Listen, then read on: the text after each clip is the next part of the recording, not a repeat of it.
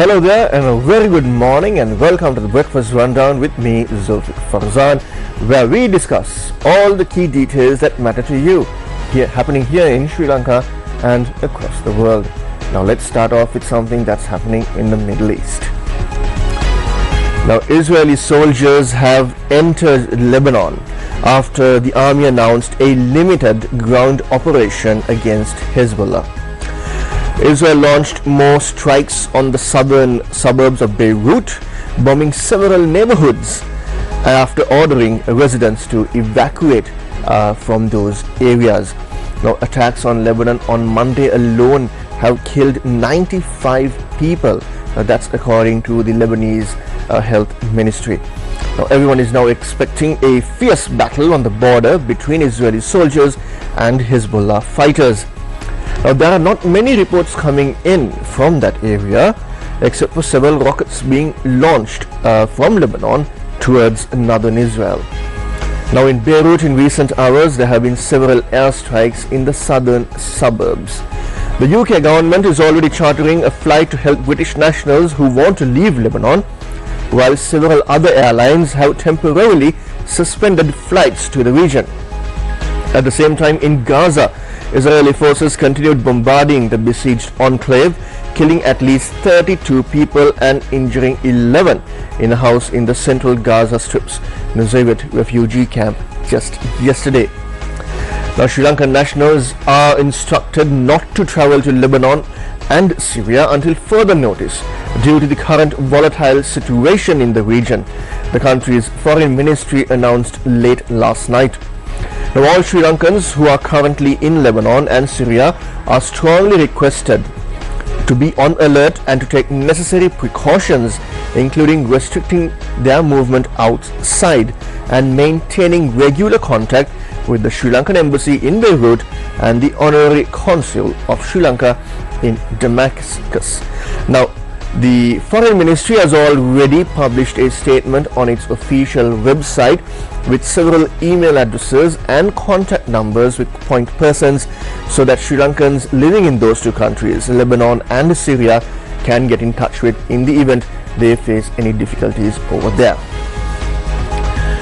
Let's come back to Sri Lanka now. In 2022, Sri Lanka defaulted on servicing its external debt and entered into an economic crisis, following which it reached out to the IMF and then entered into a 48-month-long extended fund facility, an IMF-supported program for economic recovery.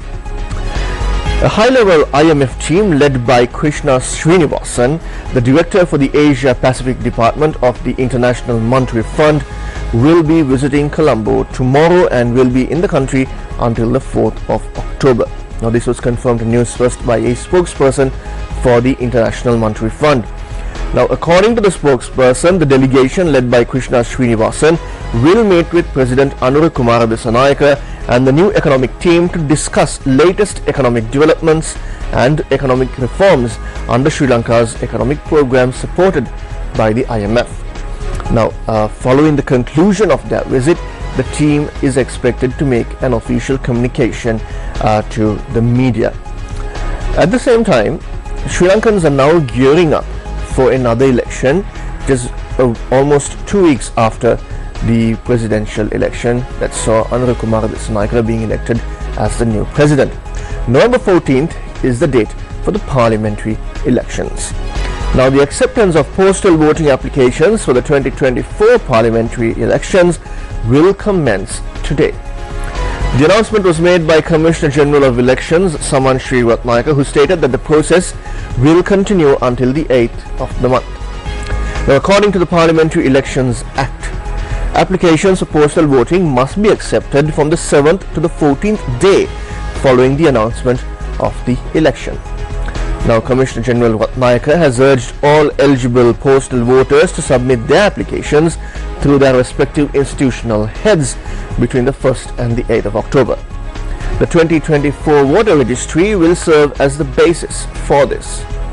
Now, although the same registry was used for the 2024 presidential election, voters are required to reapply for the postal voting process due to potential changes in their place of employment or the institutional head.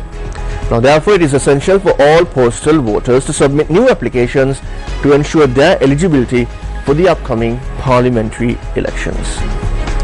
Last night, a tragic incident unfolded in Hanwella. A shooting in the Neluvatturuva area of Hanwella resulted in the death of a 55-year-old businessman. Now, DIG and police spokesperson Attorney at Law Nihal Thalduva told Newsfirst that the victim succumbed to injuries sustained in the shooting. The police suspect the attack was carried out using a T-56 assault rifle. Authorities have already launched a thorough investigation into the incident to uncover further details and motives behind the shooting. With effect from midnight, fuel prices in Sri Lanka were revised. The Ceylon Petroleum Corporation late last night announced that the fuel prices in Sri Lanka will be revised, and the new revisions are as follows. Now, the price of a 92 octane petrol litre has been reduced by 21 rupees. The new price is 311 rupees per litre. The price of auto diesel has been reduced by 24 rupees per litre, with the new price being 283 rupees. The price of super diesel has been reduced by 33 rupees per litre, with the new price being 319 rupees per litre. At the same time, the price of kerosene has been reduced by 19 rupees per litre, and the new price is 183 rupees per litre. However, there is no change to the price of 95 octane petrol. Now, Austin Fernando is a former permanent secretary to a president of Sri Lanka.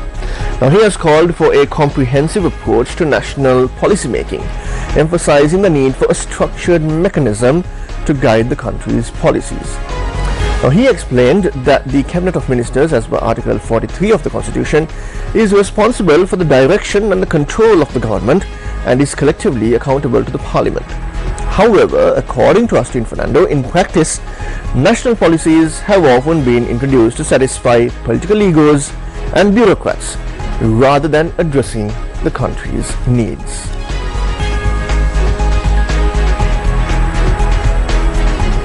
Let's have a listen to the comments made by Austin Fernando.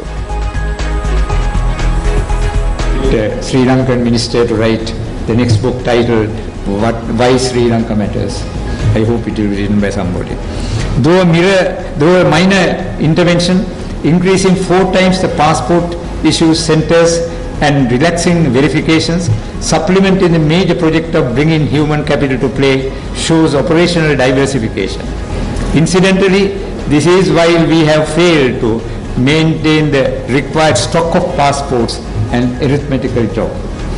What Indians have done is to direct national policies and actions while withdrawing from ongoing inactions.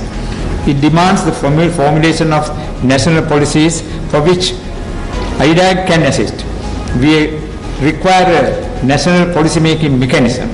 From the idea of centralized policy making, the Cabinet of Ministers evolved as the authority for national policy making. It is constitutional because according to Article 43 of the Constitution, the Cabinet is charged with the direction and control of the government and collectively responsible and answerable to the Parliament. However, in practice, national policies have been introduced to gladden political egos and bureaucrats based on fewer stakeholder consultations, sometimes on the dictates of multilateral financing agents or even donors. The deepened crisis caused by some policies ended with the topmost political heads rolling. The only specified constitutional guidance for national policy making appears under the 13th Amendment, Appendix 2, to establish a National Land Commission to formulate a national policy on state land use. This constitutional provision remains unimplemented for 36 years due to antiquated communal and political concerns, ignoring the constitutional diktat that this national policy is beyond political and communal consideration. But we hurriedly implemented ad hoc national policies for chemical fertilizer usage and fiscal and monetary controls, ending with disaster. Two Ukrainian nationals have been arrested in Sri Lanka. Why? For allegedly defrauding more than 10 million Sri Lankan rupees by secretly obtaining the one-time password from private bank accounts. Police spokesperson DIG and Attorney at Law Nihal Thalduwa said that the suspects had accessed funds from multiple banks in Sri Lanka. Now, according to Thalduwa, the suspects had deceived various individuals by promising gifts and other benefits, leading them to share their one-time password or the OTP during transactions. Now, the CID has already launched an investigation into the incident, and in the meantime, DIG Thalduwa has urged the general public not to share their OTPs with other individuals. Now, banks are already issuing warnings to their customers not to share the OTPs with any other individual during banking transactions, and this warning has also come from the central bank as well over a period of time, informing the general public that there are various scams taking place and not to fall victim to those financial scams, especially when you are requested to submit your OTP to another party.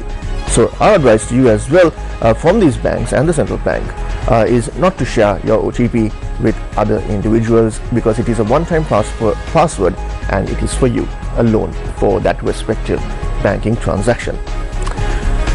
We conclude this edition of the Breakfast Rundown with some interesting sports news. That's the 92nd John Tarbert Senior Athletics Championship. Well, the event is taking place at the Sirasa Stadium in Colombo. Now, around 6,000 athletes are taking part in this championship under several categories: under 18, under 16 and under 20. Now, in the under 20 women's 5,000 meters, MGNP Kumari from Valala A. Ratnayaka Central College clinched the gold medal, finishing the race in 18 minutes and 40.5 seconds.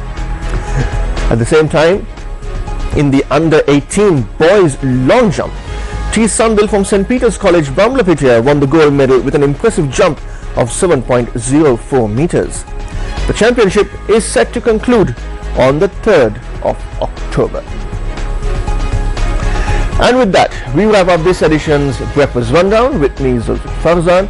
But do follow all the news stories and much more developing stories on our award-winning website. That's www.newsfirst.lk, and follow us on our social media handles on X, Instagram, Facebook, YouTube, as well as TikTok. Until I see you again tomorrow, same time, same place, take care and God bless.